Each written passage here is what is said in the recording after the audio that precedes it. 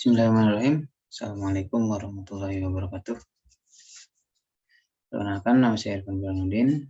Saya dari Fakultas Hukum Universitas Ahmad Dahlan, angkatan 19. Di sini saya akan menjelaskan terkait pertanyaan yang telah diberikan dosen matkul hukum ketenaga kerjaan. Jadi di sini ada beberapa pertanyaan terkait dengan kemarin sempat hebohnya P3K ya. Ada beberapa pertanyaan, ada 5 pertanyaan kalau salah. Kita langsung masuk saja ke dalam pertanyaan tersebut. Kita hanya ngobrol santai aja lah di sini. Yang pertama ini pertanyaannya mungkin yang ditanyakan oleh dosen saya itu, ada apa dengan model perekrutan P3K ini? Maksudnya ada apa ini? Karena kemarin sempat banyaknya kasus PNS yang banyak mengundurkan diri, ya kan? Itu mengapa kok bisa terjadi? Ternyata setelah dicari gitu, apa nih penyebab dari kemunduran CPNS ini gitu kan? Ada yang udah keterima, akan tetapi mereka mengundurkan diri, CPNS, calon-calon pegawai negeri sipil ini, 3K ini. Ternyata dari 442 orang yang mengundurkan diri ini, ada 100 orang yang mundur setelah lolos seleksi. Dan selain itu, yang menjadi alasan mereka kenapa mundur dari calon P3K ini, karena gaji dan tunjangan yang telah diterima mereka itu mungkin tidak sepadan, mungkin. Seperti itu mereka mikirnya. Lalu untuk aturan ini sebenarnya apakah sudah ada aturannya? Terjawablah di Peraturan Presiden di PP nomor 98 tahun 2022 yang didasarkan pada golongan dan masa kerja golongan.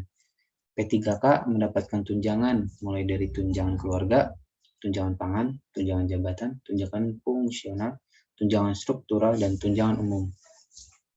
Namun hal yang membedakan dari P3 dan PNS ini adalah tunjangan pensiun, di mana P3K tidak mendapatkan tunjangan pensiun, sedangkan PNS sekarang itu dipotong gaji setiap bulannya untuk menerima tunjangan pensiun. Jadi hitungannya kalau PNS ini dipotong gaji setiap bulannya, yang pada akhirnya nanti mereka mempunyai tunjangan pensiun ketika sudah melewati batas usia yang telah ditentukan. Nah, lalu pertanyaan keduanya ini, apa urgensi diterapkannya untuk perekrutan guru di Indonesia? Apa urgensinya? Mungkin urgensinya ini mengatasi masalah rendahnya kualitas guru dengan cara memperbaiki profil pembelajaran Indonesia.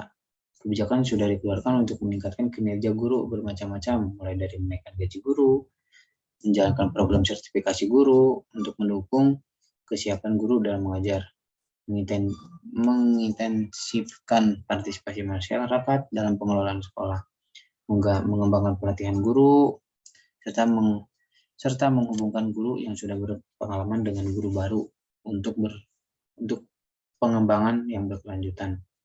Terlepas dari beberapa strategi yang telah disebutkan di atas, fokusnya itu adalah memastikan guru dapat bekerja secara efektif setelah mereka diangkat menjadi pegawai negeri sipil.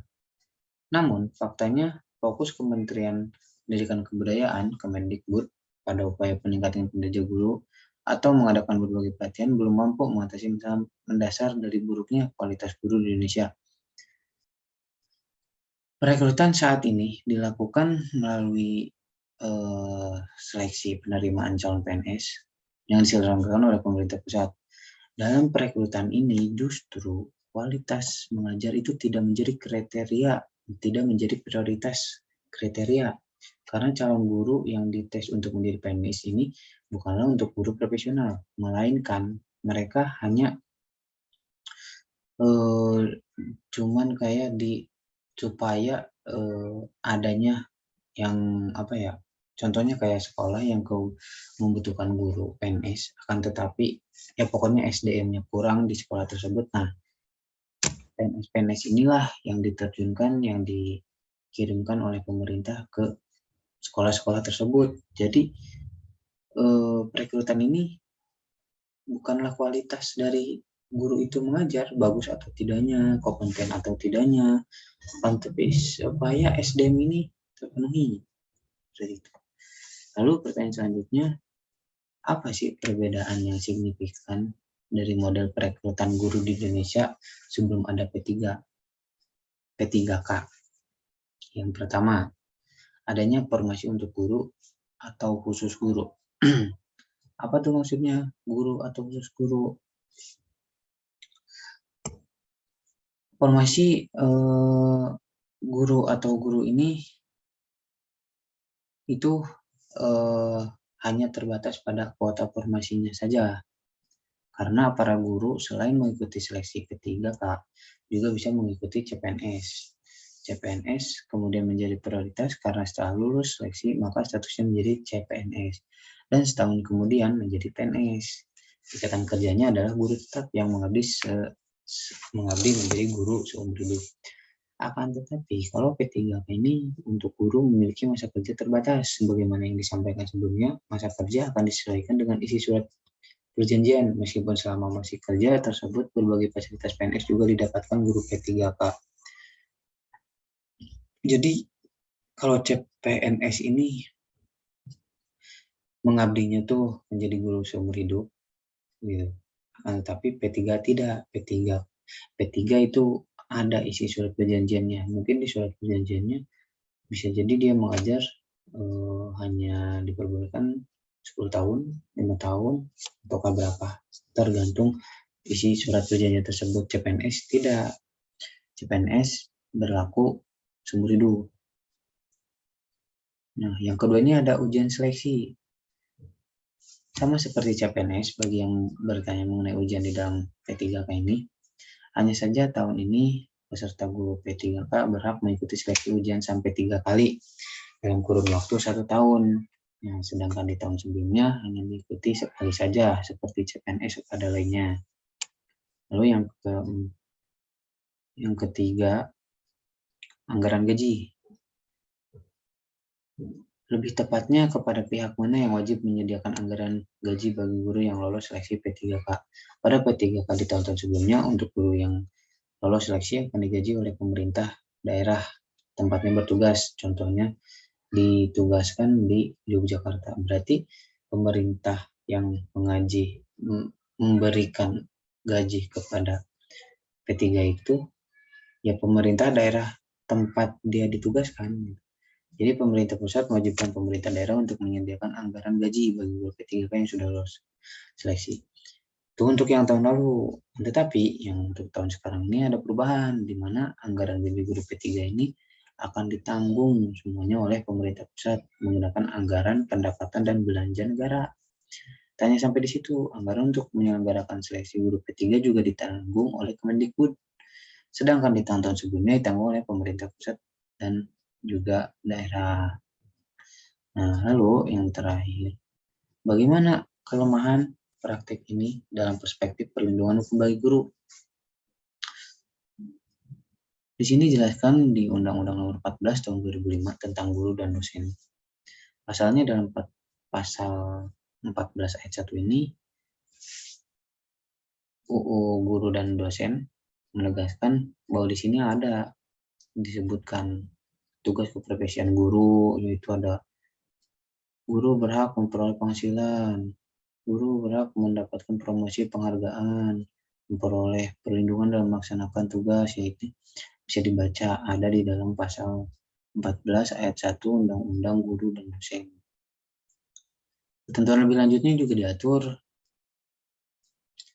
di peraturan pemerintah pasal 20 UU Guru dan Dosen, menangkan bahwa dalam melaksanakan tugas keprofesionalannya, guru berkewajiban merencanakan pembelajaran, melaksanakan proses pembelajaran yang bermutu, serta menilai mengevaluasi hasil pembelajaran. Ada beberapa poin di dalam PP ini.